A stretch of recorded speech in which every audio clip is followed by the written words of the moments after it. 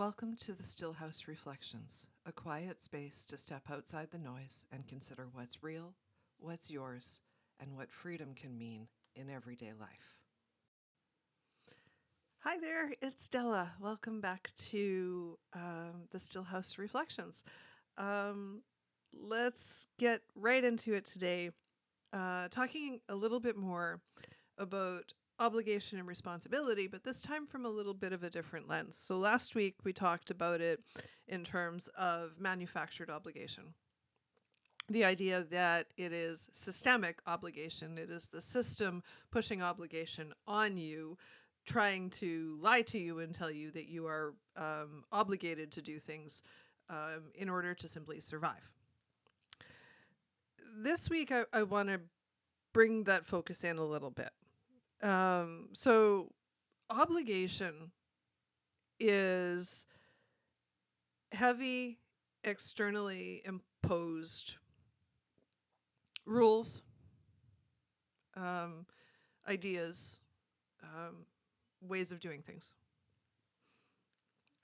Responsibility is chosen by the individual. Ideally, it's clean and in alignment.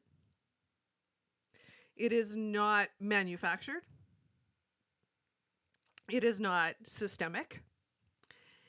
It is done so with the purpose of creating individual well-being.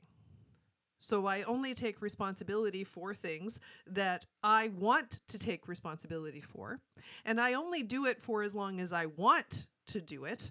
And then if I don't want to do it anymore, I simply let that thing go. That is clean responsibility. That's what it looks like. And we don't make walking away from things we no longer want to take responsibility for into a problem. We don't make that something that's bad. We don't shame people for making new choices, which is what we do currently. We allow people to make new choices. We allow that evolution. We allow people to follow their own alignment, whatever that might look like. So, simple examples can be relationships that don't work out and don't last, jobs we don't like, right? So we don't make people bad for job hopping. We don't make people bad because they got divorced. We don't make people bad because they've decided they no longer want to do something. We don't turn them into awful human beings. We don't play the morality card, which by the way is also a lie. We don't play that card either. There's no such thing as good or bad. That's a human judgment call. It's not true. It's invented. A choice is just that. It's a choice. And if it's aligned for you, then there's nothing wrong with the choice. So what does it mean to be in alignment? What is that? Alignment is not based on pain. Alignment is not based on the thing that happened that you were 5. It isn't based on the stories you were told. It isn't based on systemic obligation. It isn't based on morality. It isn't based on judgment. It isn't based on fear.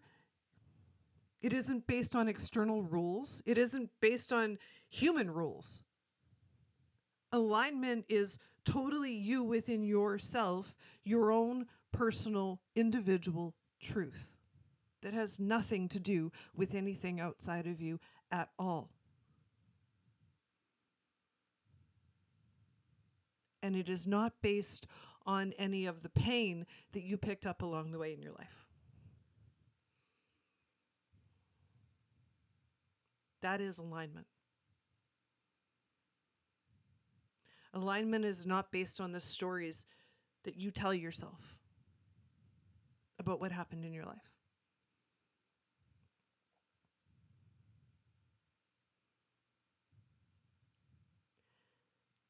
To follow your own alignment, more than likely, you're probably going to have to break a lot of the rules that you were taught, that you were brought up with. You're probably going to have to break them. That is alignment. Because your alignment probably isn't going to fall in the rules. It's not going to fall in the playbook for what you were told life was supposed to look like. It's just not going to. There's nothing wrong with that, and it doesn't make you a bad person. But the reason most people are out of alignment is because they don't allow themselves to follow that alignment because it doesn't follow the rules. That's it. That's the whole story. You're out of alignment not because you don't know what you want, but because you won't allow yourself to have it because it breaks the rules you told yourself about how life was supposed to look.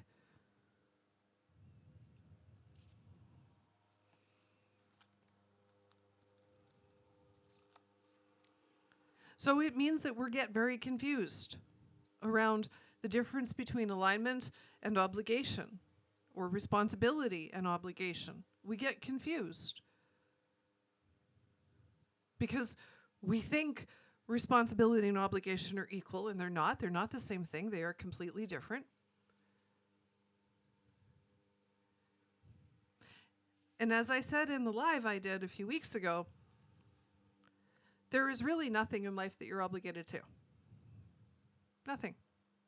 Anything you feel obligated to is a human construct. It is a human invented idea. It is manufactured. The only thing you're truly obligated to in life is yourself.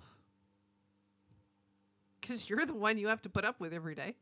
That's it. Just you. You don't have to do anything else. You're not obligated to anything else other than yourself because you're the only one you have to put up with permanently. That's it. Just you. Everything else qualifies as chosen responsibility.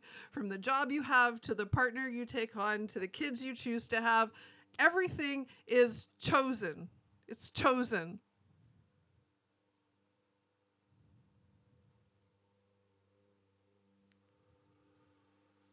To the house you live in, the car you drive, everything is chosen. It's all chosen responsibilities. Now, are there places in there, and I'm going to acknowledge this, are there places in there where systemic obligation tries to kick in? Does systemic obligation try to force women to have kids they don't want? Yeah, absolutely. That's systemic obligation.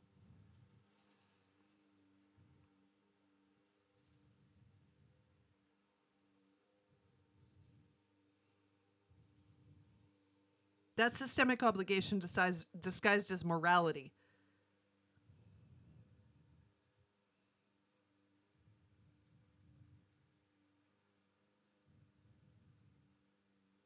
And that's a lie.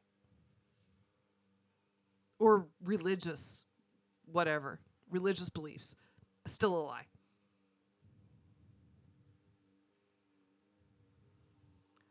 There is nothing wrong with religion and there is nothing wrong with morality when they are left as individual belief systems and they are not projected onto anybody.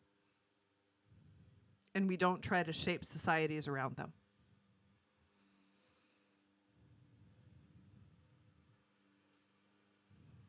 But the minute we try to carve societies around morality and obligation, morality and religion, we have problems. And you see them as systems try to force women to have children they don't want. That's what happens when you inject any sort of morality or religious belief into society in general. And you don't keep it as just a personal guidance system, which is what it's meant to be. So let's zoom in on daily life for a second.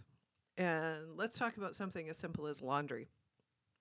Is laundry an obligation or a responsibility? I'm sure there are plenty of women out there who feel like laundry is an obligation because they're doing it for their entire families. They're doing it for kids who may or may not be old enough to do it for themselves.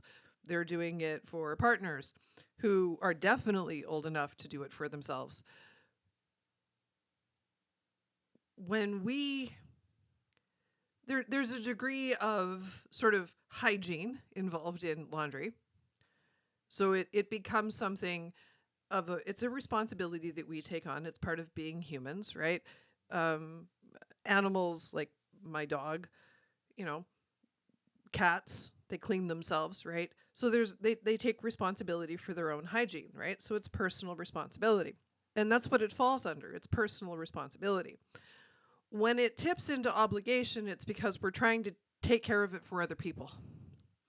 It's because we're doing it for people that can and should be able to do it for themselves, right? When you're doing laundry for your teenage kids, you're taking on responsibility for something that they can take on themselves. And if that ever tips over into obligation, which is fine if you're doing it by choice, but if it ever tips over into obligation, if it's something that you no longer want to do, then you're free to pass that on to your kids. You don't have to do their laundry. And the same is true for your partner. You do not have to do their laundry. You are not obligated to that. The relationship structure doesn't immediately obligate one spouse or the other to doing laundry for both of you. Everybody can do their own laundry. Right? And I've lived in apartment buildings, and I recognize that when you have that shared laundry, it's easier to stock everybody's laundry up and then do it all together. And I understand that. But even within that, you can delegate. You can delegate tasks. You don't have to be the one to fold all the clothes. You don't have to be the one to put everybody's stuff away. There are places and ways to work that out so that it doesn't turn into obligation. When you're dividing up chores in the household, there's a difference between responsibility and obligation. Most of the chores in the house are just part of daily responsibility. They're not obligatory. Do you have to keep your house clean? No, there's no law book out there that says your house has to be spotless 24 hours a day, 7 days a week. And by the way, most of the cleaning that people do falls outside just average hygiene. It falls into performative cleaning. It's performative. And the reason it's performative is because you're focused on what other people think about your space when they walk into it. You're more worried about what it looks like in your TikTok video than you really are about it actually being clean.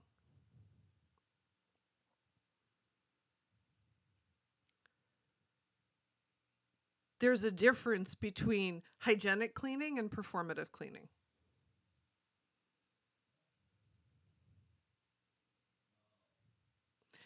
And that can be an interesting conversation to have. What would I do if I was simply keeping my house hygienic, tidy? What do I do because I'm worried somebody might show up at my door?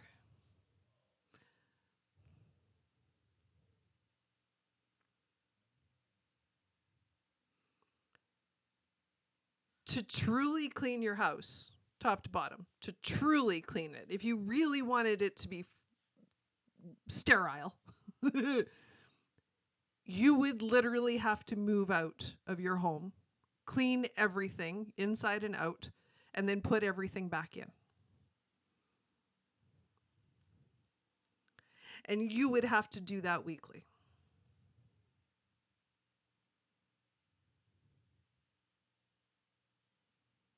To create a sterile home environment. You're not going to do that. Nobody will do that. So, what you're doing, because you're probably not cleaning under your bed, you're not cleaning behind that armoire you have in the corner, you're not cleaning under the dresser, you're not cleaning under the stove and the fridge, you're not moving those things on a regular basis. You're cleaning around a lot of things. Even the bookshelves behind, or the card shelves behind me, right? I don't move every deck. What do? I just clean out here. I clean this part of the shelf that you can see. That's performative cleaning. To truly clean the shelf, I need to take everything off, wipe it down, wipe everything off that's on it, and then put everything back. So most of the things we do are performative. Because I'm only cleaning what people can see, it's performative clean, not hygienic clean. It's performative.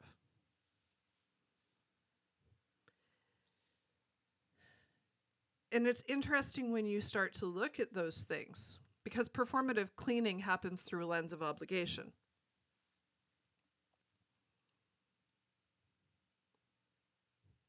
And the obligation comes from worrying about what other people think. And none of that is actually true.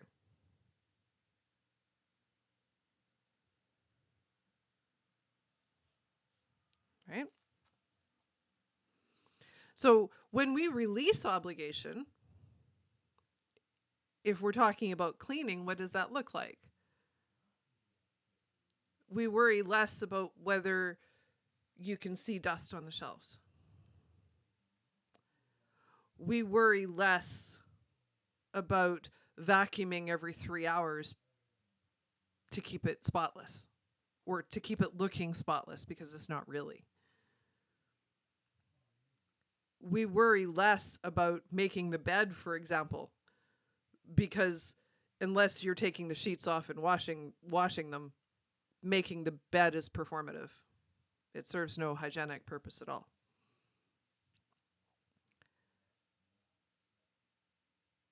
It's all performative. And it becomes obligatory when it's performative because it starts to feel like a chore. And anything that feels heavy, like a chore, like something you have to keep up to, is a responsibility that's become an obligation.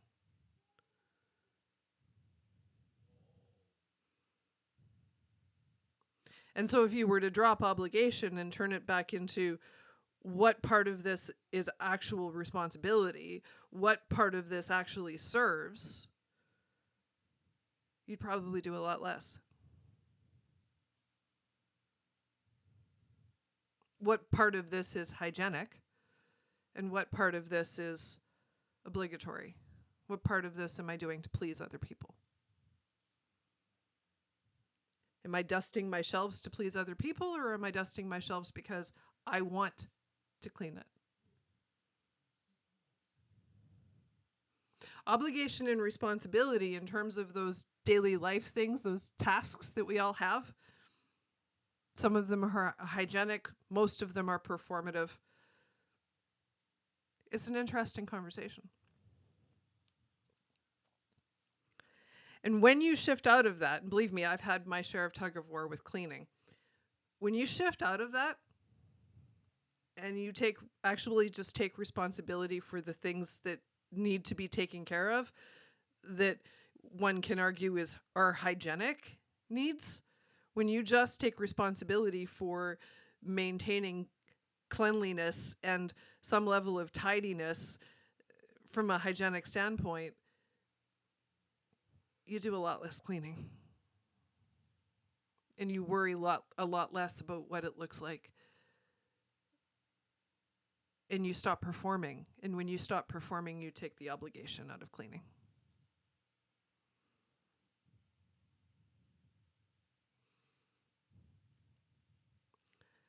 There's some interesting things there.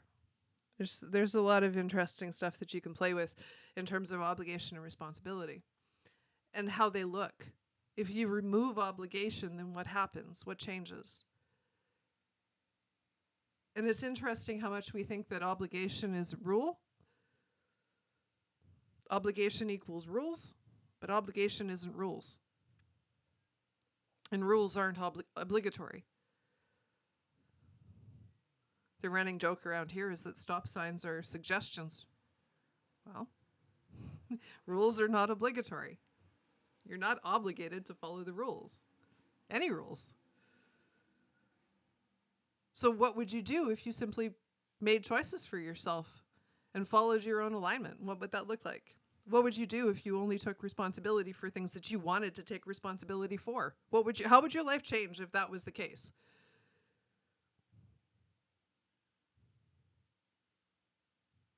If you can free yourself enough to have that conversation with yourself and not freak yourself out while you do it, sit down and think about it.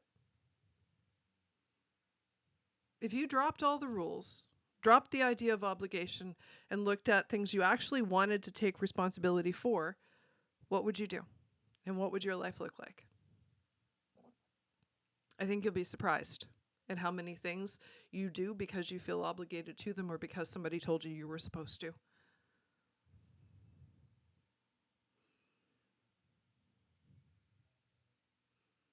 It's a very, very interesting rabbit hole to go down. Anyway, I'm going to leave it there. Thank you so much for hanging out with me today, and I will talk to you next week. This has been Della with the Stillhouse Reflections. Bye for now. Thanks for spending this time with me. May these reflections stay with you and keep opening new ways of seeing until we meet again at the Stillhouse.